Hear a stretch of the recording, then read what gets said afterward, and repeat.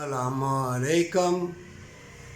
मैं कश्मीर फ़लस्तीन का इसलिए कहता हूँ, और भी जगह देख लो कि मुसलमान रुल रहे। जब भी इंसान बेलबास होगा और जितने भी बाहर के मुल्कों से आते हैं, जो भी कोई अपना लिबास उतारता है पैसे की खातिर, तो देख लो, मौत देख लो, ज़िंदगी देख लो, मुल्कों अपनी नज़र को, अपने ज़हन को दौड़ाओ, क्या हो रहा है उधर फ़लस्तीन में। ज़िंदा बच्चों की आंखें निकाली गई, दिल गुर्दे निकाले गए, कत्ल किया गया बड़ों को भी। इतना जुल्म मैंने पूरी ज़िंदगी में नहीं सुना। आए हैं बड़े बड़े जाबर हुक्मरान, बड़े बड़े बादशाह, लेकिन क्या हुआ फिर? क्या मायना इसका कि जब इंसान बेहयाई को ओढ़ लेगा, हया का दामन छोड़ देगा और दुनिया की तलब रखेगा,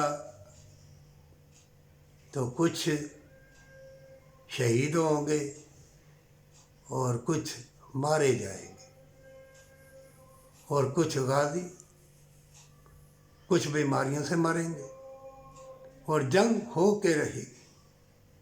उन शहीदों का खून, जिनकी इज्जतें लूटी गई, छोटी छोटी बच्चियों की इज्जतें लूटी गई, ज़िंदा तड़पाया गया, काटा गया, उनकी आखिरदारी जो सच्चे हैं, चाहे 1000 में से 2-4 तो होंगे,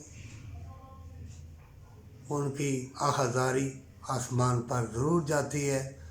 अल्लाह ज़रूर सुनता है। अल्लाह ज़ालिम नहीं, रहमान है, रहीम है। चाहे वो कितना भी गुनाहगार है, बेशक ये पैंट शर्टों का वक़्त आ गया है, तो अल्लाह को नेकी पसंद है।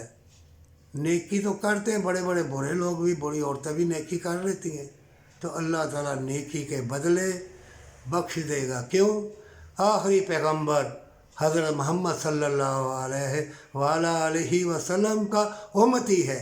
ये दुनिया मोमिन के लिए कैद खाना है। ये पंछी जब पिंजरे से निकल जाएगा, धड़म ये पिंजरा नीचे मिट्टी से मिट्टी हो जाएगा। मोमिन तो इबादत और जन्नत के लिए और अल्लाह का नायब और खलीफा बन के आया है। तौबा कर ले और खल्क़े खुदाई के साथ भलाई कर, इसी में हज उम्रे है और माँ बाप के कदमों के नीचे जन्नत है। इसी में तंदुरुस्ती, वफ़ा, मोहब्बत, प्यार तुम्हें मिलेगा और अल्लाह तुम्हारे लिए खैर व बरकत के दरवाज़े खोल देगा और मुशाहदत के दरवाज़े भी खोल देगा। जिन्होंने इन अपने दिफा के लिए असला बनाया कि हमारी जीत होगी, जीत नेकी की होगी, इंसान को सुखी कर दे, उनके दुख में शुमार हो जा, यतीमों, मस्कीनों, बेवों, मजबूरों को मालो ज़र ज़मीन के ख़जाने बहुत है, निकाल के दे दे, फतह होगी, नहीं तो मारा जाएगा। तौबा कर ले।